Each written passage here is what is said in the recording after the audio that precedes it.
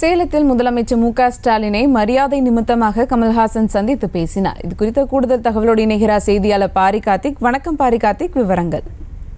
வணக்கம். தர்மபுரியில் பிரச்சாரத்தை முடித்துவிட்டு முதலமைச்சர் ஸ்டாலின் அவர்கள் இன்று காலை சேலத்தில் இருக்கக்கூடிய மார்க்கெட் பகுதியில் பிரச்சாரத்தை மேற்கொண்டார். இந்நிலையில் இன்று காலை அவர் தங்கியிருக்கும் விடுதியில் நேற்றைய தினம் ஈரோட்டில் பிரச்சாரத்தை முடித்துவிட்டு வந்த மக்கள் நீதி மையத்தினுடைய தலைவர் நடிகர் கமல்ஹாசன் அவர்கள் முதலமைச்சரை சந்தித்து பேசினார். அப்போது தொகுதியில் இருக்கக்கூடிய பிரச்சார நிலவரங்கள் குறித்து முதலமைச்சர் அவர்கள் கேட்டு தெரிந்து கொண்டார். ஏற்கனவே திமுக கூட்டணியில் மக்கள் நீதி மையத்துக்கு ராஜ்யசபா ஒரு இடம் ஒதுக்கப்பட்டது. இந்நிலையில் தொடர்ச்சியாக அவர் தமிழகத்தில் இருக்கக்கூடிய 39 தொகுதியிலும் நேரடி பிரச்சாரத்தில் ஈடுபட்டு வருகிறார்.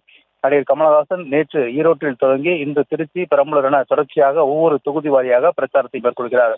இந்நிலையில்தான் தற்போது இன்று மரியாதை நிமித்தமாக சேலத்தில் முதலமைச்சரை சந்தித்த கமல்ஹாசன் அவர்கள் பிரச்சார விஷயங்கள் பற்றி தொடர்ச்சியாக முதலமைச்சரிடம் விளக்கி கூறினார். மேலும் தமிழகத்தில் மேற்கொள்ள வேண்டிய பல்வேறு பிரச்சாரங்கள் குறித்தும் முதலமைச்சரிடம் விரிவாக கமல்ஹாசன் அவர்கள் பேசினார் என்று தகவல் தெரிவிக்கப்படுகிறது.